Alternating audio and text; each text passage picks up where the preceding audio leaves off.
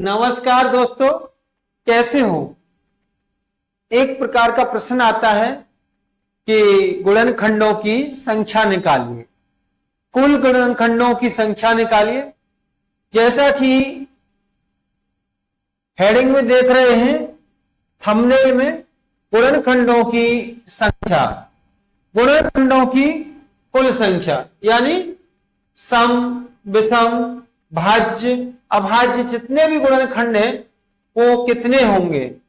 Number 2, सम गुणनखंडों की कुल संख्या, विषम गुणनखंडों की कुल संख्या और अभाज्य गुणनखंडों की कुल संख्या। देखिए, ये प्रश्न खूब आता है और बहुत ही आसान है। चलिए शुरू करते हैं। इसी के साथ दोस्तों, आपका दिन शुभ हो, आपकी यात्रा मंगलमय हो। देखिए दोस्तों, हमारे पास मान लीजिए 100 है, 100 और 100 के दोस्तों हम गुणनखंड करेंगे 100 के, तो 100 के गुणनखंड आएंगे 2 दूनी 4, पंजे 20, पंजे 100। तो दोस्तों ये हो गए आपके 2 की घात 2 और 5 की घात 2। इस प्रकार से आप इनके अभाज्य गुणनखंड कर लेंगे। अब दोस्तों नंबर 1, कुल गुणनखंड, कुल गुणनखंड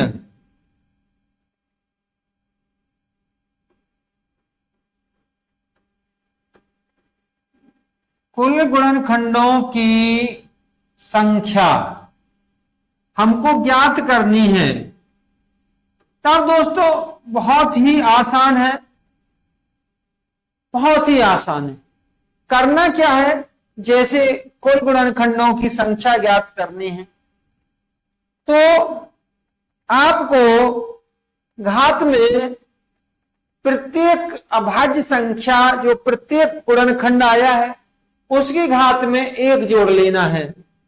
जैसे 2 और 1, यानी ये वाली घात में 1 जोड़ लेना है और जितने भी अंक हैं सबकी घात में आपको 1 जोड़ लेना है। तो इधर से 2 प्लस में 1 यानी 3 गुणा में 3, ठीक है, बराबर 9। यानी आपके कुल गुणनखंड 9 होंगे। ठीक है दोस्तों, आपके कुल गुणनखंड कितने होंगे? 9। पुनः समझ लीजिए, दूसरा एग्जाम्पल भी बता दूंगा कि कोई संख्या है और पूछे इसमें कुल कितने गुणनखंड होंगे। तब आपको करना क्या है, पहले उस संख्या के अभाज्य गुणनखंड करने हैं और जब अभाज्य गुणनखंड कर लें तो इसकी घात में प्रत्येक अभाज्य गुणनखंड की घात में 1 जोड़ लेना है और इनका गुणा कर लेना है। तो ये आपके 9 गुणनखंड हुए। अब दोस्तों दूसरा प्रश्न है, ये तो था कुल गुणनखंड कितने होंगे। अब दोस्तों ये पूछता है कि सम गुणनखंडों की संख्या, सम गुणनखंडों की संख्या पूछता है। तो दोस्तों बहुत ही आसान है कि जो 2 वाली अंक है और उसकी घात है, उस घात में इस बार 1 नहीं जोड़ेंगे, नहीं जोड़ा। अब बाकी की भी 2 को छोड़ के जितने भी अंक हैं गुणनखंड में, जितने भी अंक गुणनखंड में दोस्तों, उन सब में हम 1 जोड़ लेंगे यानी घात में। तो 5 की घात 2 है तो 3। तो सम गुणनखंडों की संख्या दोस्तों आपकी 6 आएगी। चलिए 6 आएगी। अब हमारी जो कुल संख्या आई थी 9 आई थी।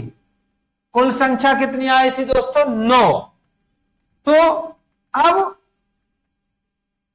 वैसे देखा जाए तो जब 6 कुल संख्या 9 है और सम गुणनखंडों की संख्या 6 है, तो विषम गुणनखंडों की संख्या 3 रह गई।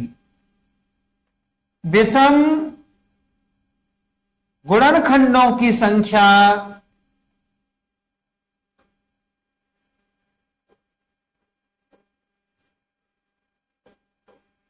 विषम गुणनखंडों की संख्या, वैसे तो दोस्तों कुल संख्या 9 है और 6 सम संख्या है, यानी सम गुणनखंडों की संख्या 6 है, 3 बचे। लेकिन अब यदि वो केवल ये पूछे, अब ना तो वो पूछ रहा है कुल वो कितने गुणनखंड होंगे, ना वो ये पूछता है कि सम गुणनखंड को कितने होंगे, तो हमें इतने निकालने की क्या जरूरत। तब दोस्तों जो हमारा 2 का अंक है उसकी घात को छोड़ देंगे और जितने भी अभाज्य संख्या है उनकी घातों को ले लेंगे। ये 2 है और 1 जोड़ के बराबर 3। ठीक है दोस्तों, ये आपका हो गया। चलिए दूसरा एग्जांपल बताते हैं। अब कुल हमारे 9 गुणनखंड आए हैं। कितने गुणनखंड आए? 9। तो देखिए कुल 9 गुणनखंड हमारे आए हैं। तब दोस्तों हमको करना क्या है,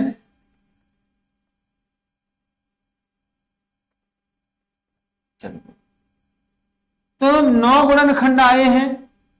तो अब हम आपको ये बता देते हैं कि 9 कैसे आएंगे।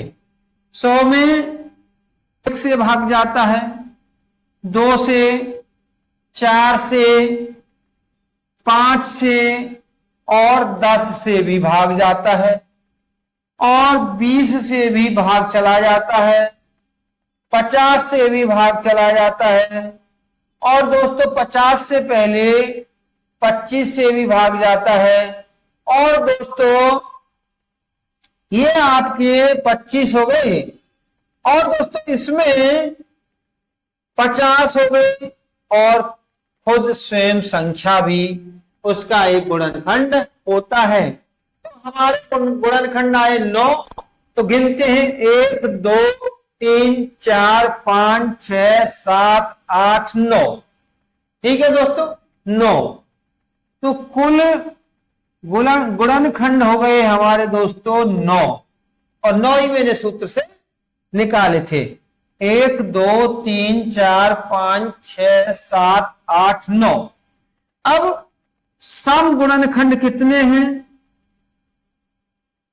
सम गुणनखंड 1 2 3 4 5 6 6 हो गए दोस्तों।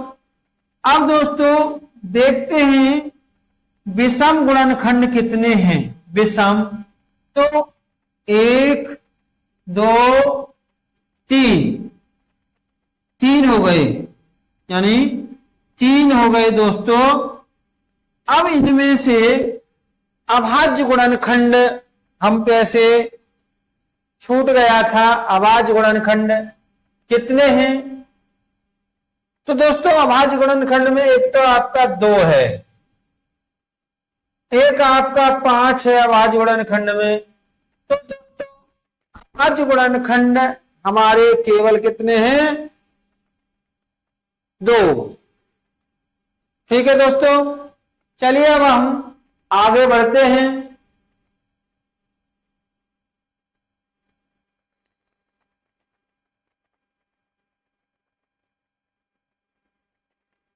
तो दोस्तों अब अभाज्य गुणनखंड देखने के लिए बहुत ही आसान तरीका है। 2 की घात 2 और 5 की घात 2। तो देखो अभाज्य यानी ऐसे देखा जाए तो 2 और 5 है। ठीक है, लेकिन ये देखा जाएगा 2 कितनी बार आया है और 5 कितनी बार आया है। तो दोस्तों तुमको कुछ नहीं करना है। अभाज्य गुणनखंड में दोस्तों इसकी घात 2 है और इसकी भी घात 2 है, यानी 4 आपके अभाज्य गुणनखंड आएंगे। चलिए नेक्स्ट एग्जांपल लेते हैं। दोस्तों क्या आप 20 के कुल गुणनखंड, सम गुणनखंड, विषम गुणनखंड, अभाज्य गुणनखंड बता सकते हो?